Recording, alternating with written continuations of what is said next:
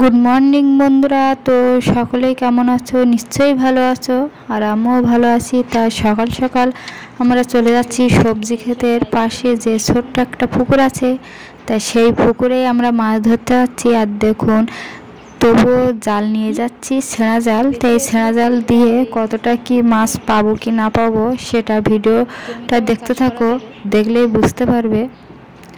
আর দেখুন বন্ধুরা, এই যে সবজি ক্ষেতের পাশে যে ধান গাছগুলো লাগানো আছে, ওই ধান গাছগুলো ওই মাঠের থেকে তুলে আনা বীজ, সেই বীজ রোয়া হয়েছে, এখন ধান হয়েছে। আর দেখুন বন্ধুরা, ছেঁড়া জাল দিয়ে অলরেডি দুটো মাছ তো পড়েছে, সরি কাঁকড়া পড়েছে।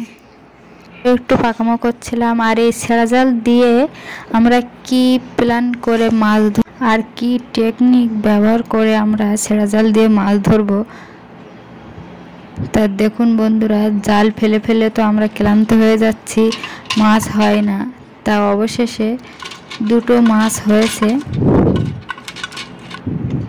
মনে আর কি আমরা দুজনে যে জাল দিয়ে গড়িন টানের মতন করেছিলাম, তার জন্য হয়েছিল দুটো মাছ। আর এখন দেখুন, তোমাদের দাদাভাই তো পুকুরে নেমে গিয়েছে আর আমাকে এ মাথা থেকে গড়িন টানার জন্য ধরতে বলেছে। তা আমি ফোনটা এমন জায়গায় রেখেছি, তোমাদের ভালোভাবে দেখাতেও পারিনি।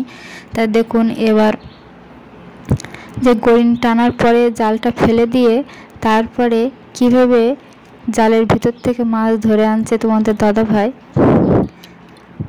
জালের উপরে পা দিয়ে হয়তো হাত দিয়ে চেপে ধরে আনছে, অতটা আমি জানি না, যেহেতু যে জালের থেকে মাছ ধরছে সেই ভালো বলতে পারবে। তো যতটুকু আমার আইডিয়া ততটুকু থেকে আমি বললাম। তা দেখুন, এভাবে আমরা অনেকগুলো মাছ পেয়েছিলাম, একের পর এক তোমাদের দাদাভাই মাছ ছুঁড়ে ছুঁড়ে দিচ্ছে। আর আমার তো আনন্দও হচ্ছে যে ছেঁড়া জাল দিয়ে এভাবে মাছ ধরা যায়।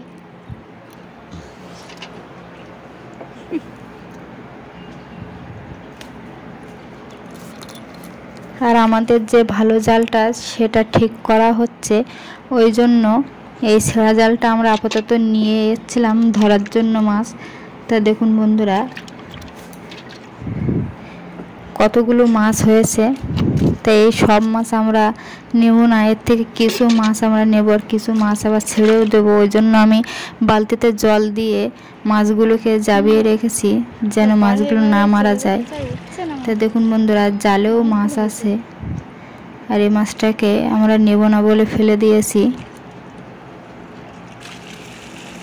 তা দেখুন বন্ধুরা, অনেকগুলো মাছও হয়েছে, আর তোমাদের দাদাভাই ওর থেকে বেছে বেছে পুকুরে দিয়ে দিচ্ছে, আর আমরা 5খানা মাছ নিয়ে নেব।